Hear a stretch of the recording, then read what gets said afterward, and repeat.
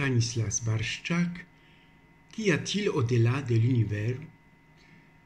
Chers téléspectateurs, mes lecteurs, la curiosité occupe une grande place dans ma biographie.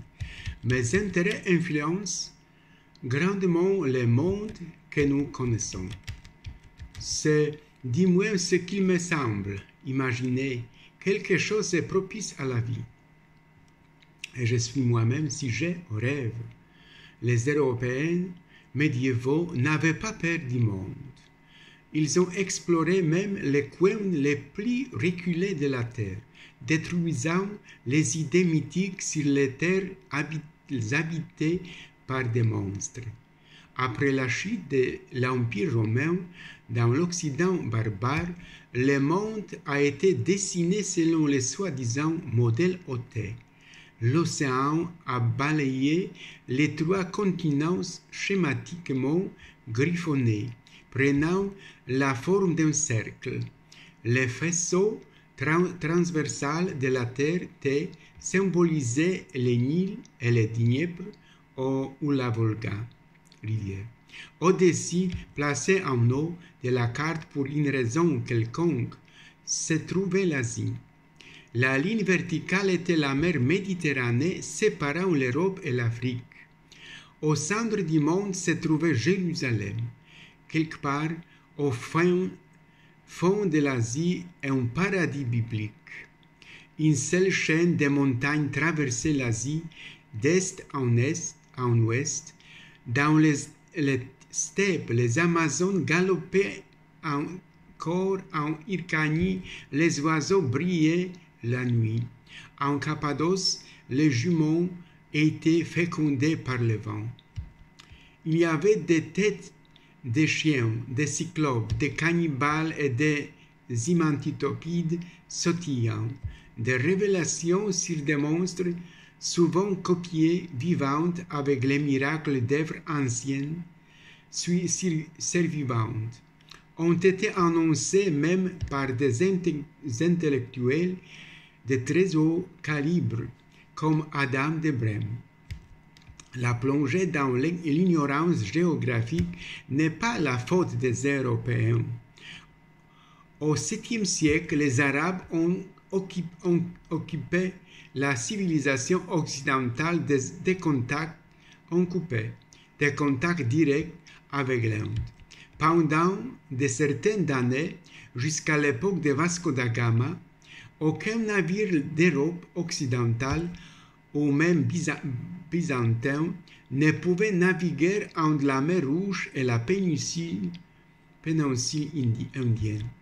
Les derniers voyages byzantins remontent probablement à 719e année. La Chine était encore pire. L'ancienne route directe vers l'Empire du Milieu, empruntée par les diplomates romains, traversait l'océan Indien. Il n'était pas nécessaire d'attendre Henri le Navigateur ou Vasco da Gama pour vérifier l'existence des terres des contes de fées. Les Irlandais ont été les premiers à découvrir de nouvelles terres. Les plus célèbres d'entre eux furent Saint Brendan le Navigateur, qui vécut dans les années 484 576 et un moine irlandais, fondateur de l'abbaye de Clonfert, irlandais Clon Firta, comte de Galway, et son premier supérieur, marin et voyageur, un saint de l'Église catholique, l'une des figures les plus célèbres de la géographie médiévale, et l'un des 12 apôtres d'Irlande. Les moines voyageurs ne cherchaient pas les routes commerciales, l'or ou la terre. Ils ont pas eu à fuir les barbares normands. Ils portèrent la parole de Dieu vers le nord inconnu et recherchèrent les mystérieuses îles des bienheureux gisant dans les brumes aux confins du monde. Brendan n'a pas trouvé ces îles, mais il a eu de nombreuses aventures. Les monstres marins sur le dos duquel son bateau a atterri était très probablement une baleine, et les feux de l'enfer vus dans le nord gelé n'étaient autres que les volcans d'Islande. Les moines irlandais furent donc les premiers à atteindre les terres que les anciens appelaient Thule. Pourquoi y a-t-il tant de contes de fées dans les histoires des moines? Les Celtes ressemblent aux Grecs. Cependant, ils regardent toujours la mer avec réalisme. Ce n'est pas le cas en Irlande. Pour un Celte, la mer est vivante. On peut dire sans exagération que les Irlandais sont les premiers poètes de la mer en Europe, car les Celtes insulaires ont été appelés à ce rôle en premier lieu. Les successeurs de Brandon n'ont pas pensé à rechercher des îles printanières habitées par des sorcières. Ils fuyaient les géants blancs venus de Scandinavie. Ils ravageaient les îles britanniques depuis la fin du 8e siècle. Les réfugiés se sont installés en Islande et très probablement au Groenland. Nous ne savons pas s'ils sont morts ou s'ils sont retournés vers le sud. Qu'il suffise de dire que les Vikings qui les ont suivis ont été surpris lorsqu'ils ont vu au bout du monde des crosses et des livres chrétiens dans des huttes abandonnées faites de gazon et de pierres. Bien-aimés, demandons-nous maintenant, l'univers pense-t-il? Et si oui, de quoi? A-t-il été fait spécialement pour nous? Une seule version? Est-ce que tout s'y passe simultanément? Et si oui, pourquoi l'homme est-il prisonnier d'un seul instant, le présent? Dieu me permet de poser cette question que je crois. Alors j'essaie d'utiliser la physique pour répondre aux grandes questions que s'y posent dans nos vies. Et devant nous de nouveaux mystères de l'univers. La mécanique quantique a pris le dessus au début du 3e millénaire. Big Bang renversé, le télescope James Webb découvre une structure qui ne devrait pas exister. La vie peut vraiment exister sur cette planète qui ressemble tant à la Terre. En ouvrant Internet, maintenant, on pourrait aussi lire la phrase suivante. Il y a minutes, la dernière découverte du télescope James Webb choque l'industrie spatiale. Êtes-vous prêt pour un voyage dans les étendues infinies de l'univers? Emballez votre curiosité et votre esprit d'explorateur alors que nous révélons aujourd'hui les dernières découvertes révolutionnaires du télescope James Webb, qui bouscule actuellement toute l'industrie spatiale. Vous verrez des révélations étonnantes qui remettront en question tout ce que vous pensiez savoir sur le cosmos jusqu'à présent. Plongez dans le monde fascinant des étoiles et des galaxies et laissez-vous surprendre par les secrets que l'univers nous réserve. Restez à l'écoute car ce voyage n'est pas pour les âmes sensibles. Il va être spectaculaire, le plus sympa pour nous. Comment se rendre à Andromède? Je ne le sais pas strictement. Si l'univers a été créé à partir du rien, qui a créé ce rien? En tant que prêtre, j'en parlerai ailleurs. Ici, je ne fais que vous dévoiler ma veine cosmique, dirais-je. Dans la Voie lactée, probablement que la biologie et la fidélité à ces lois, c'est ce que montre la physique moderne, servent l'Homo sapiens, par ailleurs, faible, je crois. Des chercheurs de l'University College London, par exemple, affirment que la forme de notre nez en dit long sur notre ascendance. La forme du nez peut indiquer que les ancêtres de certains Homo sapiens étaient des néandertaliens. Ce n'est pas ce dont je voulais parler ici. Nos journées sont constamment accompagnées par la magie de la théorie de la relativité d'Einstein. Mais l'univers écrit sa propre histoire.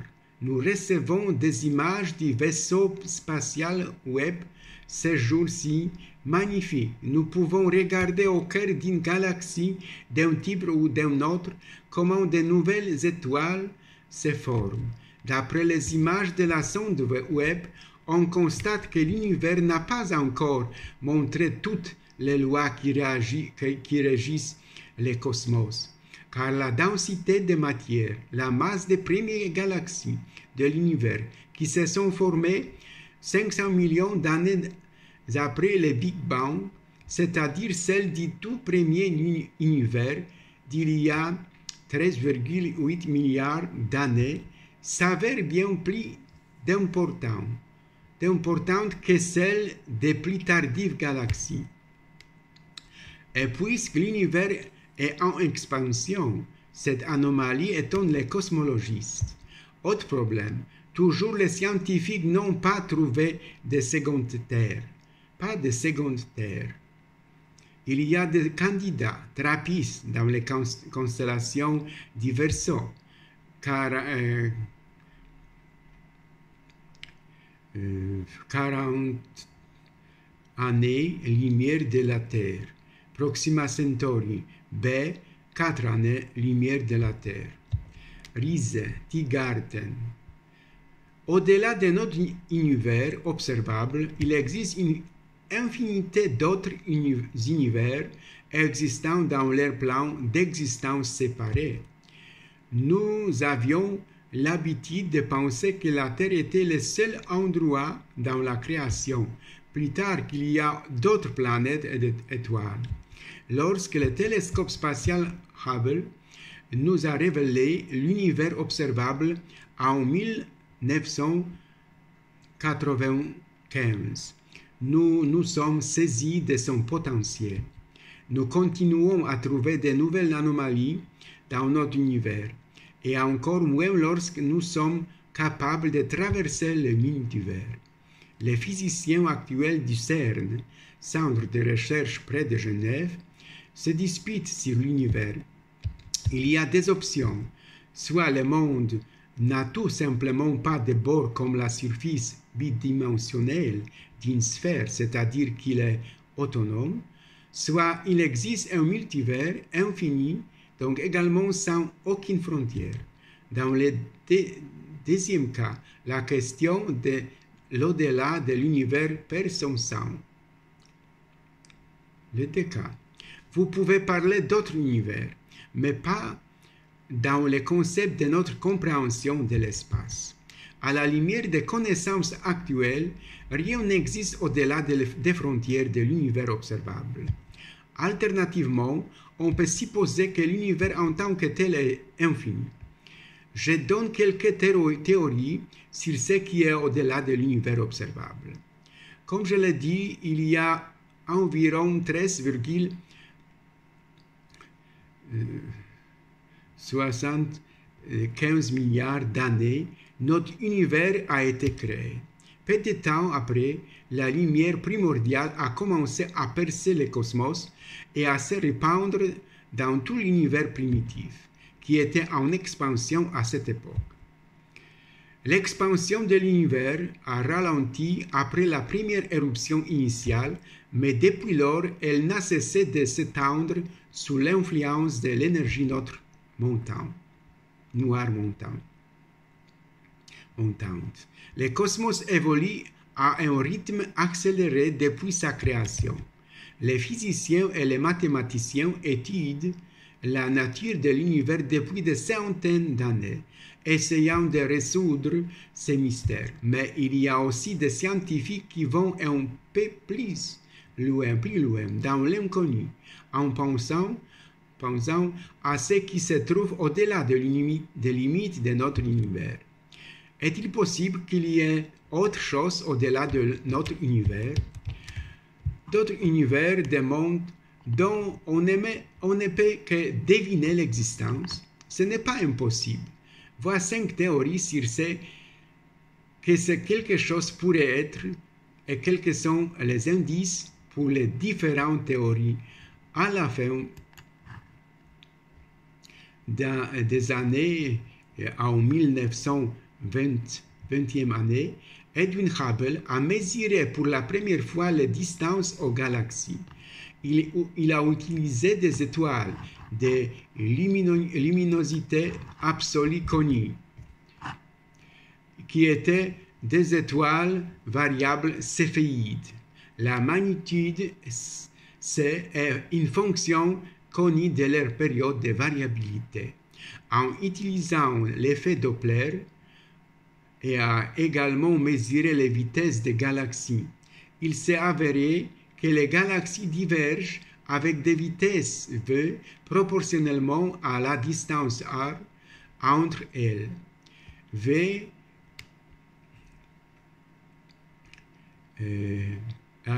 s'égale R. Ursa Major d'après une série d'observations du télescope spatial Hubble. L'image est un composite de 342 expositions prises avec la caméra grand champ et planétaire D pendant 10 jours consécutifs entre le 18e décembre et le 28e décembre en 1995. La zone capturée ne mesure que 144 pouces de taille angulaire, environ le diamètre d'une baille de tennis comme on le voit à une centaine de mètres. Vous imaginez. Le champ est si petit que seules quelques des étoiles de la Voie lactée s'y trouvent. Presque tous les objets sur environ 3000 galaxies sur la photo. Certains d'entre eux sont les plus jeunes et les plus éloignés encore connus. En détectant un si grand nombre de jeunes galaxies, télescope Hubble est devenu une source de données de premier plan dans l'étude de l'univers primitif. Le télescope spatial James Webb a créé l'image infrarouge la plus profonde et la plus nette de l'univers lointain à ce jour. Puis, connu sous le nom de premier champ profond de Webb, il montrait l'amas des galaxies ASS 0723. Ce champ profond pris par la caméra infrarouge proche Webb NIRCam, publié le 12 juillet 2022, est un composite composé d'images à différentes longueurs d'onde, totalisant 20,5 Hz. Atteindre la profondeur infrarouge, au-delà des champs les plus profonds du télescope spatial Hubble, prenant des semaines. L'image montre la masse des galaxies SMASS 0723 telle qu'elle est apparue il y a 4,6 milliards d'années. Cette zone du ciel a été choisie pour être photographiée non par hasard. La masse combinée de cette masse de galaxies agit comme une lentille gravitationnelle grossissant les galaxies beaucoup plus éloignées derrière lui. Le NIRCam de Webb a mis au point ces galaxies lointaines. Elles ont des minuscules structures faibles jamais vues auparavant, y compris des amas d'étoiles et des objets diffus.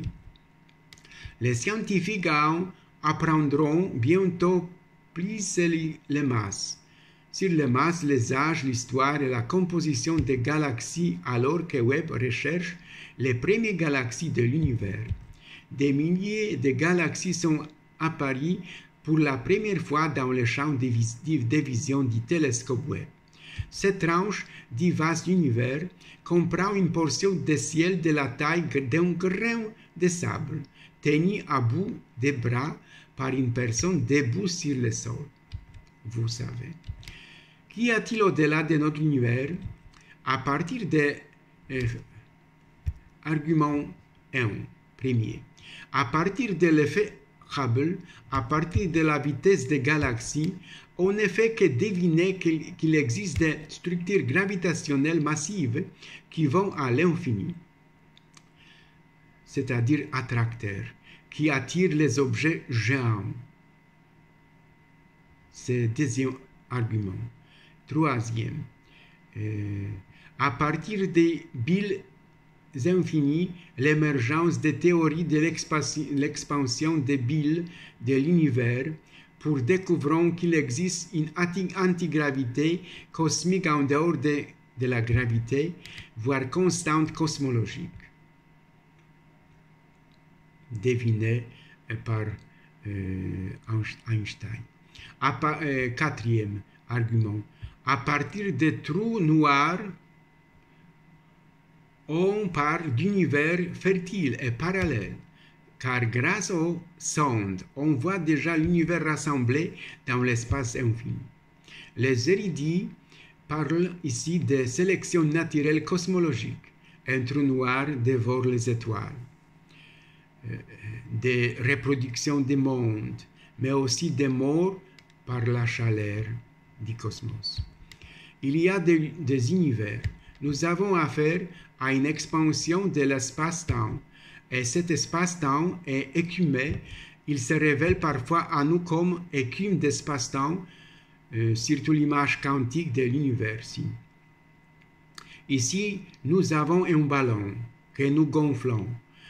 Une infime particule d'un ballon étiré peut prendre diverses formes, voire aussi du pain au raisin sec. Ces derniers sont des galaxies. Dans un tel univers, la vitesse de la lumière est divisée par la distance. C'est égal le temps qui s'est écoulé depuis le Big Bang. Les scientifiques ont créé l'organisation SETI pour rechercher une intelligence extraterrestre. Imaginez-vous la dernière pensée de mon auteur. Il s'agit de construire des nanovaisseaux dont la vitesse après envoi dans l'espace doit atteindre 20% de la vitesse de la lumière. C'est ainsi que nous voulons atteindre Proxima Centauri b. Il y aura également un drift, WRAP, la dernière frontière avant l'homme, l'espace.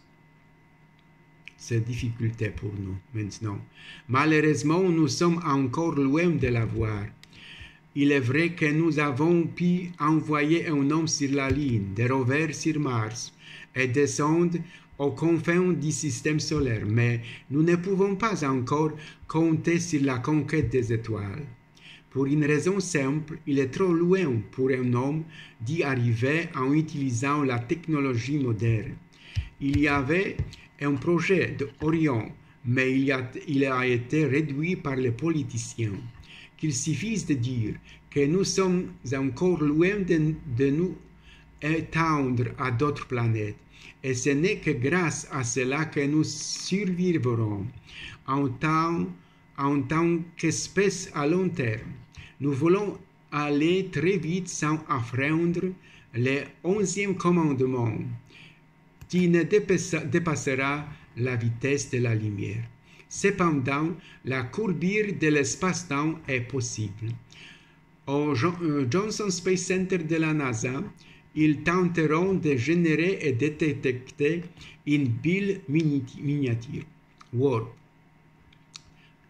WARP. Ce sera un phénomène miniature. Ce sera aussi la preuve de la possibilité d'un WARP spatio-temporel. L'espace et le temps ne sont peut-être pas si solides, je pense. Le télescope James Webb vient d'annoncer l'image la plus claire de Proxima b dans le futur proche.